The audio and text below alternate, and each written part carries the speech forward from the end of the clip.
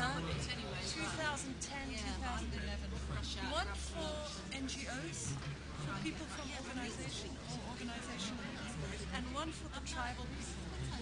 This is also why that we need the tribal women to come so that they can teach on the course. But to have one for both in Orissa, one of the constraints which I foresee is there are too many dialects. Yes. So you have to really get the right person to get the translation done for the people. But I'll tell you, people are so good, very good, very receptive and responsive.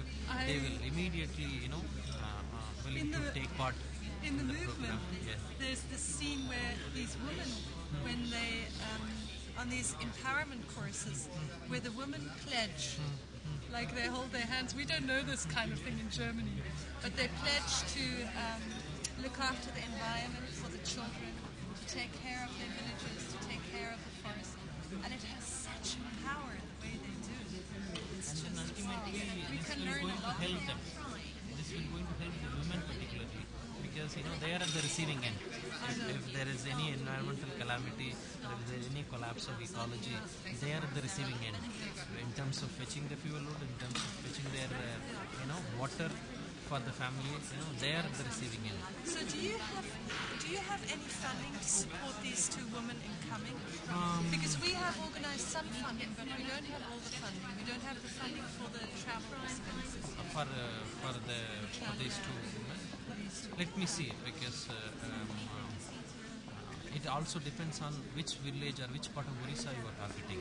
If it is close to turtle nesting areas where huge mass nesting of turtle takes place every year around November, December, January, 1 million turtle come there to nest. So if it is close to that, then we have some scope, easier, because we have funding for that. If it is going to be close to this, if it is going to be closer to any of the sanctuaries or national parks, then it is also easier for me to justify. Otherwise, I understand. Yes. So I'm very happy to have met you. About the further detail. Yes. Yeah. Very happy.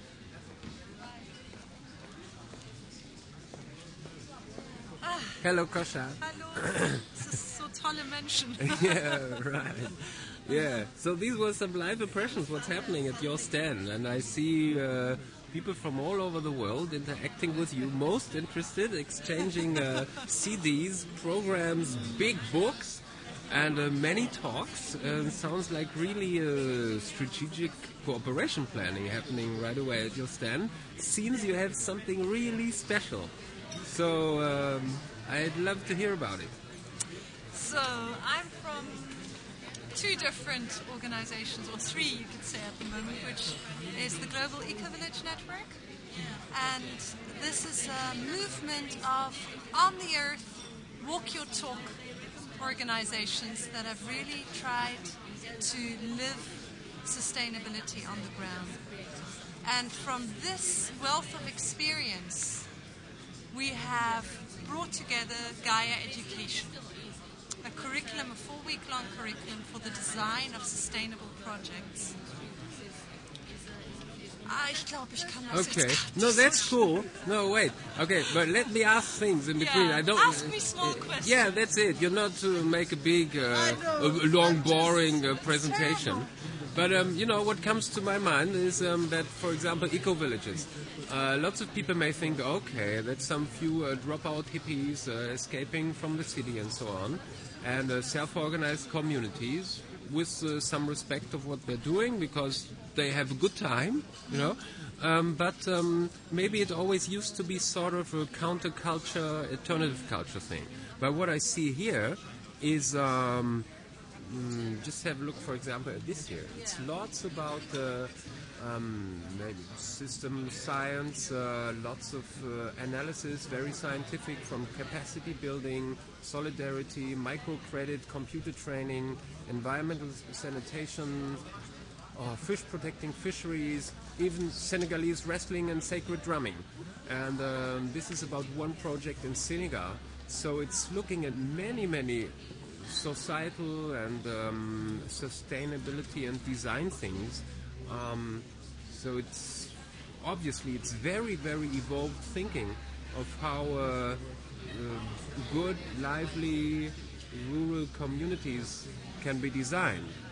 And so that is something really interesting to see. And I've heard that there's university students coming to make a degree with Gaia Education or Gaia University, even getting master's degrees.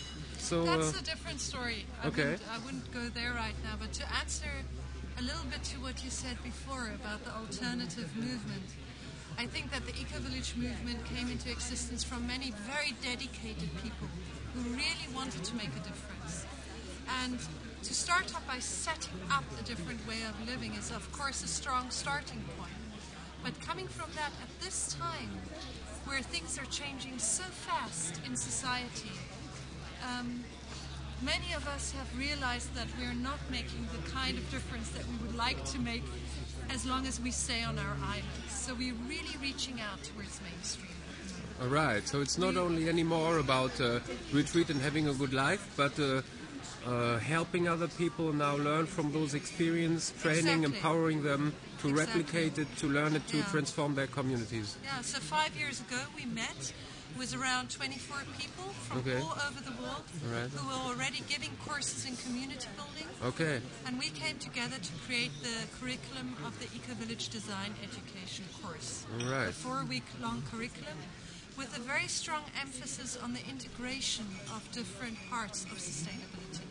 You know, because many courses that you find have a strong emphasis on the ecological, for instance, and the social capacity building is left out a little bit. And Yes. from our eco-village experience, we know that you cannot have a successful project that's actually livable over years and years if you don't totally integrate the knowledge of how can we cooperate. as Yes, humans. and how to build community, right? Because people Yeah. often break apart because somehow they can't organize in a large group and respect the different personalities, even different cultures. And so what the eco-village movement, the areas that we're moving into at the moment, is for one, urban settings. More and more eco-villages worldwide are coming into existence in urban settings or even townships or slums, you know. How can we build sustainable community in these kind of areas? Urban gardening movement, there's a lot of connected movements also. And the other area is to move into developing countries and to see how can we change traditional villages who still have a lot of sustainable ways that they live. How can we add some modern technology, very simple, low-tech technology to their everyday life to raise the living standard and to make them into eco-villages.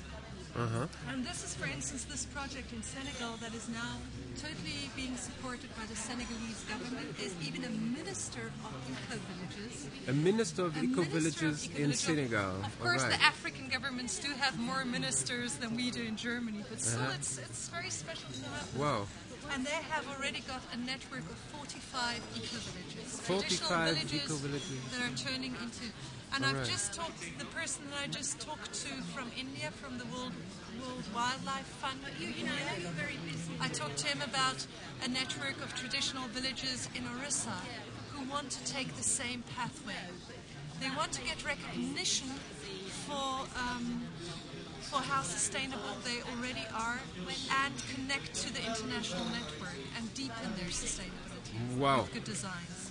Whoa, making my head spin. It's so awesome to hear so much because I hear there are such things going on from the conventional development industry, so to say, you know, with millennium villages and so on. And I think some of those things are good, but it seems there's not so much happening. And it seems that this is an awesome example of where civil society, self-organized people just get together, learn together, exchange knowledge,